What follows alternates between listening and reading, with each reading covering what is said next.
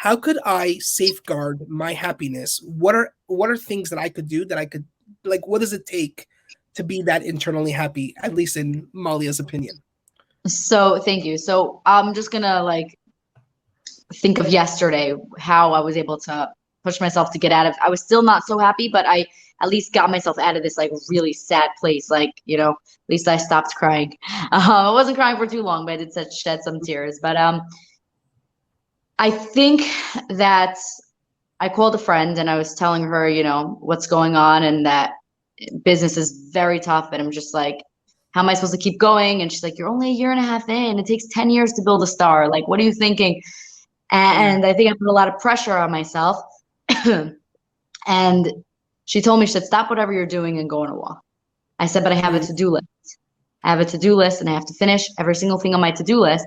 And the day before I finished everything. And I'll tell you why the day wasn't great, because I woke up, started doing my thing. I decided, you know what? I couldn't find like tuna that I wanted to eat. I couldn't find the right foods. And I ended up not eating till 2:30. And I decided, let me make myself a pot of noodles. And I'm not really the one that really should belong in the kitchen. Anyways, I took the pot and I burnt my finger, dumped it in cold water right away for like 2 hours. Then I decided, you know what? Let me be nice. My mother wrote in the family chat, is anybody home? Can you throw the chicken in the oven? I said, sure, it's not a problem. Turned on the oven, put it in the oven. And then as I was taking it out, you can't really see, but I got a giant burn. It's very puffy. It's very puffy on my wrist, and I couldn't even bend it. In fact, it was like really, and now it's like puffed out. I was like, okay. And then I went to my friend's house on Shabbos, and I ended up stepping on her kid's toy, went straight through the bottom of my left foot. So I had a hole in my foot. I couldn't walk. I was hopping. I'm hopping around on my right foot. I have a burn on my finger, a burn on my wrist, and I was just like extremely overwhelmed. And I was like, what is happening? Like, and my friend said, she's like, drop everything you're doing and go take a walk. Go take a walk. So I went and got some fresh air. I took a walk. And she's like, listen, I think Hashem is saying that you're working too hard. Like, just relax a little bit. Like, you shouldn't be getting hurt so much, So I ended up like taking her advice, going on a walk. And I was through going on a walk, I was able to find that inspiration inside of me again. I saw a shadow on the floor. And I was like, I sent her a picture that I'm on my walk. She's like, LinkedIn. She's very, very, very supportive. LinkedIn. And I said, what can I create content out of a shadow? So quickly I took out my phone and I created a video saying, if God created us all as a shadow, not a human, we'd all look the same. Hashem created us that look different colors, different shapes, different sizes, specifically because we have different purposes in this world. And the fact that we look different just shows that we're not the same as someone else. That means that we shouldn't copy someone else. We should do what we're doing and go after that thing that Hashem gave us as a gift. And I got that inspiration back. And it's because I spoke to a friend. That's number one, that could help you, speaking to someone. And number two, I got out there and I left the place I was in.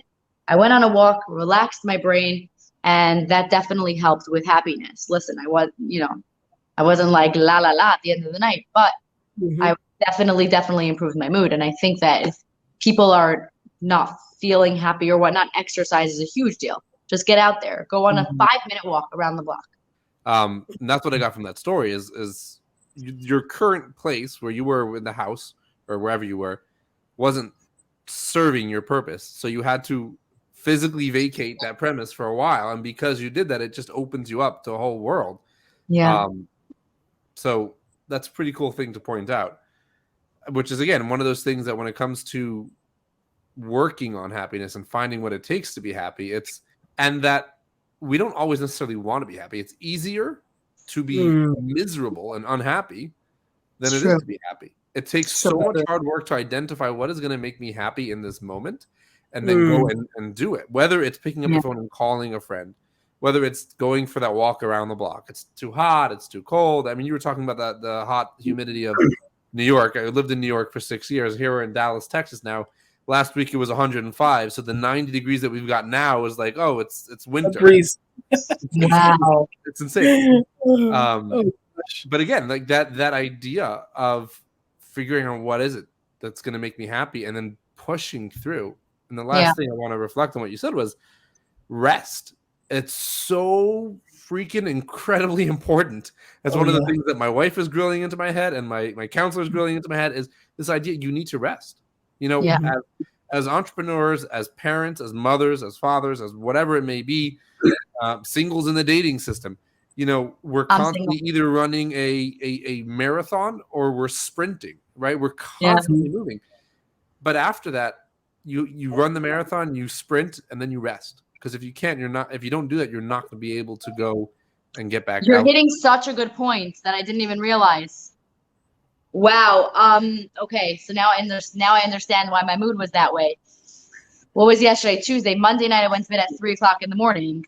Mm-hmm. And I was just like really just like, doing things till 3:00 in the morning. Yep.